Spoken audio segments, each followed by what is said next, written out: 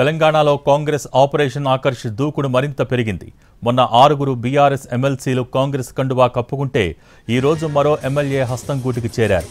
Gadwal BRS MLA బండ్ల Krishnamohan Reddy CM Revanth సమక్షంలో కాంగ్రెస్ తీర్థం పుచ్చుకున్నారు. జూబ్లీహిల్స్ నివాసంలో కండువా కప్పి పార్టీలోకి ఆహ్వానించారు సీఎం.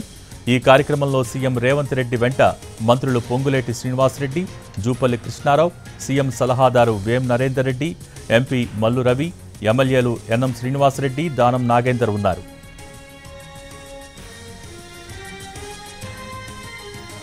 గద్వాల ఎమ్మెల్యే బండ్లతో కలుపుకుంటే ఇప్పటికీ 7 బీఆర్ఎస్ ఎమ్మెల్యేలు కాంగ్రెస్లో చేరినట్టయింది.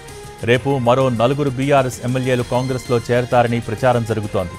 బీఆర్ఎస్ బలం 38 అయితే ప్రస్తుతం 31కి పడిపోయింది.